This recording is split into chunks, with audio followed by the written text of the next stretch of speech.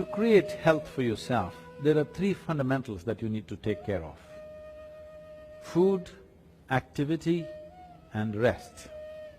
When it comes to food, one of the most important things that you must be conscious of is, on a certain day when you eat a certain type of food, whatever you eat, you must consciously notice how quickly does it digest and become a part of yourself. Any food that you eat, if it lasts over 3 hours, that means you've eaten bad food, and that is something to be either avoided or reduced in quantity. If food moves out of your stomach bag within 3 hours, this means you're eating something that your system can handle efficiently. It may not be the best food, but your system is able to handle it. And between one meal and the next meal, if you create a clear gap of 5 to 6 hours, and in between if there is no other ingestion, you will see the cleansing process in the system on the cellular level, cleansing will happen. This cleansing on the cellular level is most important and significant for a healthful life. So between meals there must be at least 5 to 6 hours of space. If you're over 30 years of age, 2 meals a day, 2 good meals a day will suffice. One in the morning and one in the evening. After the evening meal, before you go to bed, there must be a minimum of 3 hours, and if there is a certain amount of physical activity, not necessarily very heavy or strenuous activity, just simple walking or maybe a dance or something like this, create something for yourself where about at least 20 to 30 minutes there is some physical activity after the evening meal. If you do this, largely your system will be healthy. If one goes to bed with food still inside the stomach bag, a certain level of inertia is generated in the system. This inertia, physiologically, it's like accelerating towards death. Death is ultimate inertia, and if you go to bed with stomach full, one thing is it generates inertia, another dimension is the stomach bag is full means it will create pressure on other organs in the abdomen region. This will also lead to various kinds of health issues. It's very important when you go to bed, again, food has moved out of the stomach bag, that the bag is not heavy to put pressure on as you sleep in different postures. It should not be putting pressure on the rest of the organs. When it comes to activity, in this brief time, I don't want to give you an exercise regimen. The simple thing that we need to understand is, our body is capable of bending forward, bending backward and twisting sideways on either side. This much activity must happen, whatever we do, in whatever form. If you do classical Hatha Yoga, that is the best way to do it, scientific way of doing it. If that is not yet in your life, you must somehow make sure every day you bend forward, backward and twist both ways and squat, so that stretching of the spinal column will happen. This much activity is a must for everybody on a daily basis if we want to keep the entire system in a healthful state, particularly your neurological system, which will be an issue as one ages. The volume of rest that an individual needs is determined by various factors. One important factor is the type and the volume of food that one consumes. When I say the type of food, you must experiment with foods and see what type of foods cause maximum heaviness within you, what type of foods will leave you light and agile. If you make sure at least 40% of your diet is fresh vegetables and fruits, you will see the lightness in the body will come, because what the body needs is restfulness, not necessarily sleep.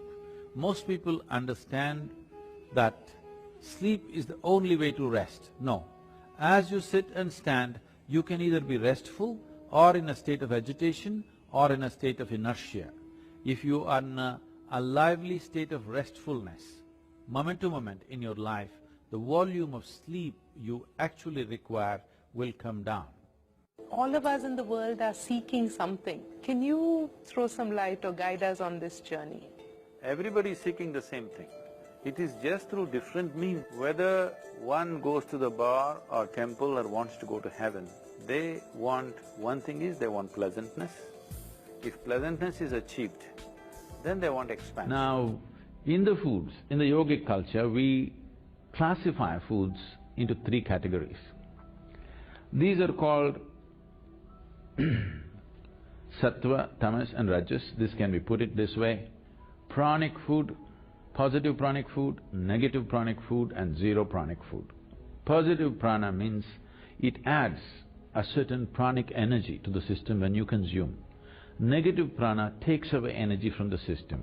Zero neither adds nor takes away, it's eaten for taste and lethargy. Yeah, people like lethargy, you don't know. Yes, a whole lot of people are telling me, we enjoy sleep. Nobody can enjoy sleep. If you're enjoying sleep, you're not sleeping. Yes or no? You may enjoy restfulness, you may enjoy the after effect of good sleep, that's different. You enjoy restfulness, you cannot enjoy sleep, you fix this in your head. Yes or no? Restfulness must for a human being, because rest is the basis of all activity. If there is no restfulness in you, you are not capable of dynamic activity. Yes or no? If you're not rested, can you be active? No. Rest is the basis of all activity. Rest is one thing, sleep is another thing. You must differentiate between the two. Sleep is a certain inertia. The difference between life and death is just this. Life is a dynamic process of the energy. Death is an inertia state of the energy. Sleep is playing between the two. The more you practice that, unknowingly you're inviting death. If you slept for 8 hours a day, you're inviting death 20 years earlier or 30 years earlier than what it should have come. Yes or no? So, if you eat positive pranic food, energy will reverberate in a dynamic way. If you eat negative pranic food, it takes away energy and causes certain deviations in energy. If you eat zero pranic, it brings lethargy and maybe you can eat it for taste to some extent. We'll look at this classification, what are the foods which fall under this. There's no need to look at the positive because a whole lot of them are positive, I can't produce a list. We look at the negative pranic list, it's a much shorter list, but unfortunately, it may be a list of all your favorite things too.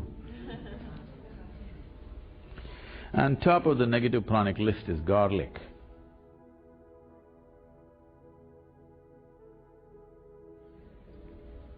Garlic is a very powerful medicine.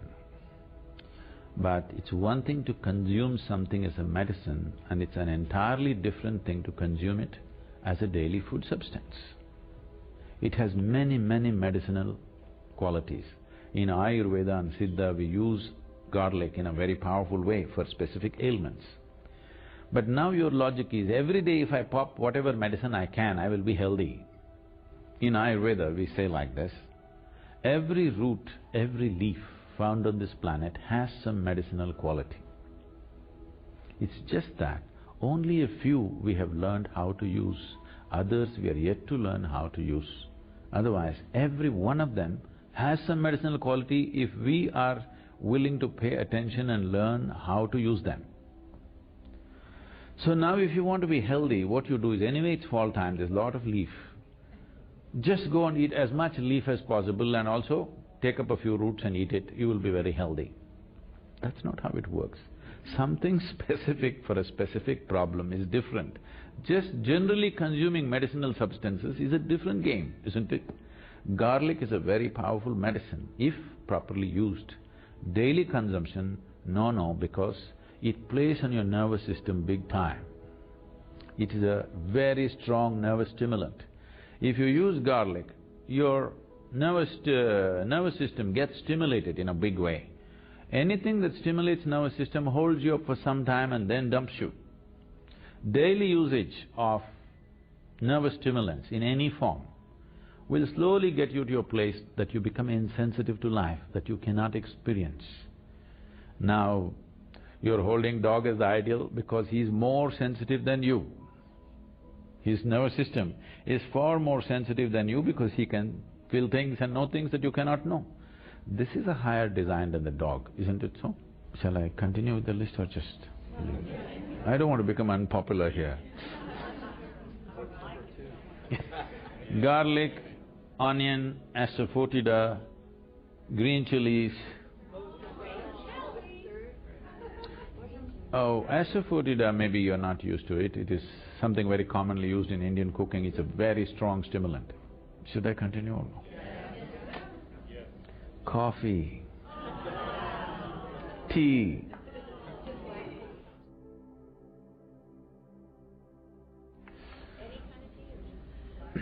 No, tea means the caffeine tea is the tea. Other things are just placebos, okay? They're not tea.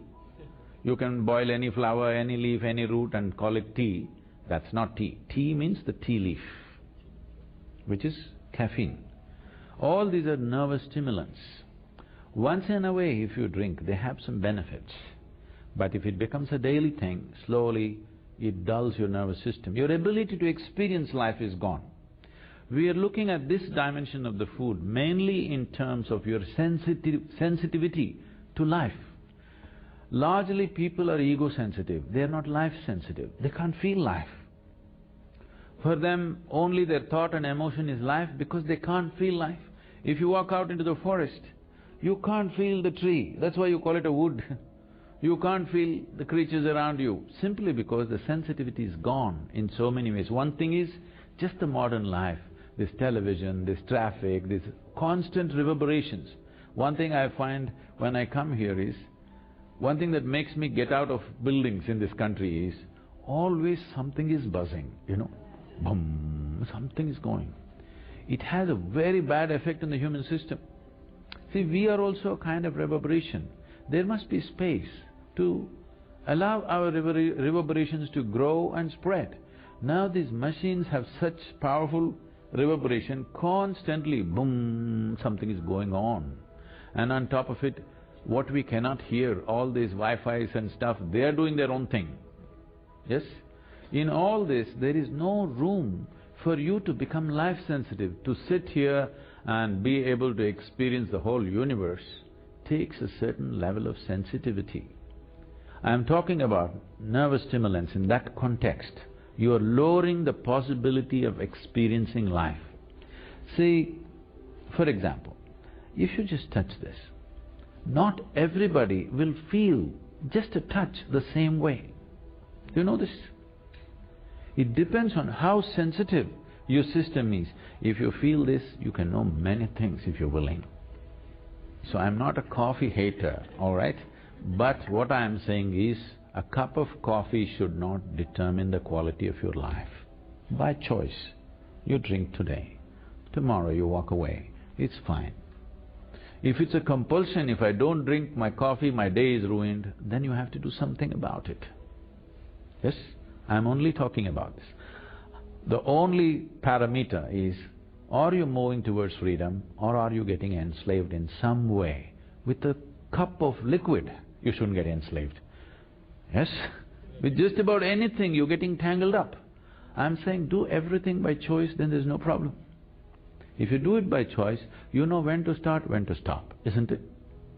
If you do it by compulsion, what you start, you cannot stop. This is the whole problem.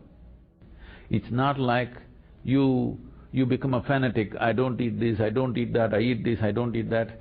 Don't become a food fanatic. It's just that eat by choice. Every meal must be by choice.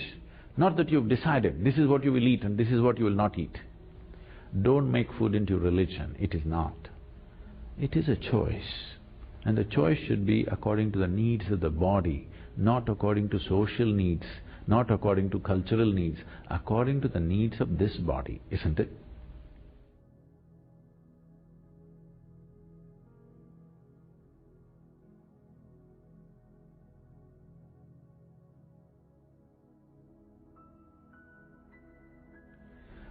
So, among the positive pranic foods, there are a few foods which are very, very positive.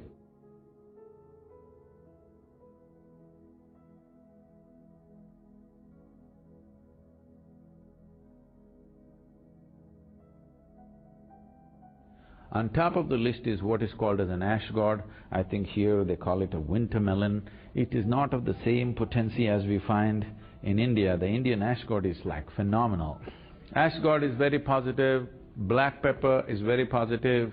Honey is one substance on the planet whose chemical composition is very close to that of human blood. Daily consumption of honey can do wonderful things to you.